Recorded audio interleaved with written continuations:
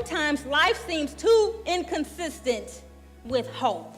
When we come up against a brick wall and we encounter the tough things of life, we say, God, if you're so unstoppable, why did this have to happen? If you're so good and your purposes are so honorable, why do I have to experience this? And we're like Jacob. We're inconsolable. We refuse to be comforted. We don't know what to do. We say, God, I want to hope, but I feel like the hope has been kicked out of me. We say, I want to trust you, but I'm afraid to hope. If that's you, I want to offer you this. We are putting our hope in the Lord to take our souls to eternity after we die. So we have all this hope for that moment. And the scripture says that hope will not disappoint us. It will not put us to shame. So if you're trusting God for eternity, trust him for today. If you're trusting him to take your soul with him to heaven, trust him for today. Trust him. Trust him with your marriage.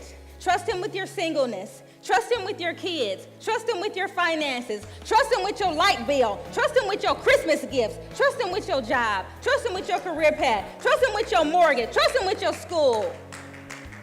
We might not know all the answers, but we have to make a choice to say, I will feel fear, but I will not live in fear. So we have to learn when that fear rises up, you say, God didn't give me that. He didn't give it to me. My God is unstoppable. He is able, and I will choose hope. I will make a decision to walk in hope and not fear. I want you to say this out of your mouth. My fear is holding me back from what God has called me to do. How long will you allow it? How long before you replace your fear with radical obedience?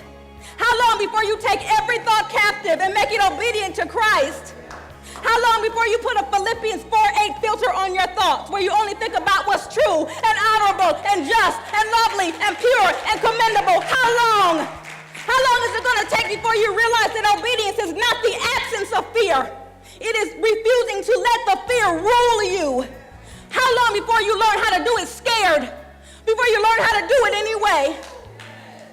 Obedience is not willing to give in. It is praising and trusting God through some tears. Obedience is doing what you know to do when you don't feel like doing it. We might not know all the answers, but we have to make a choice to say, I will feel fear, but I will not live in fear.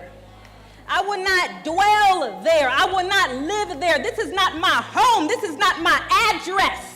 I will make a declaration that I will live in hope and not fear.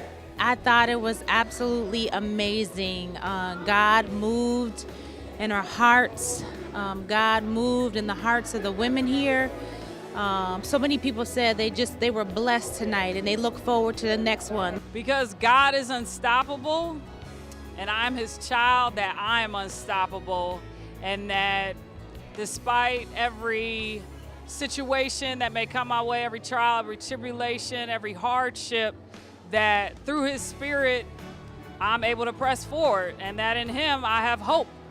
We need this, a night of refreshing, a night where we can just be ourselves before holy God and being able to have that support with one another. He placed me here in this world to serve others, to love others, and seeking him not just about my personal situations, but Lord, what can you do through me to impact the world? In order for us to know our full potential and purpose, we got to get to know him. And I think the gathering is an opportunity to be able to see God in that manner. I would definitely recommend this event to someone else, just because it is a time of enlightenment.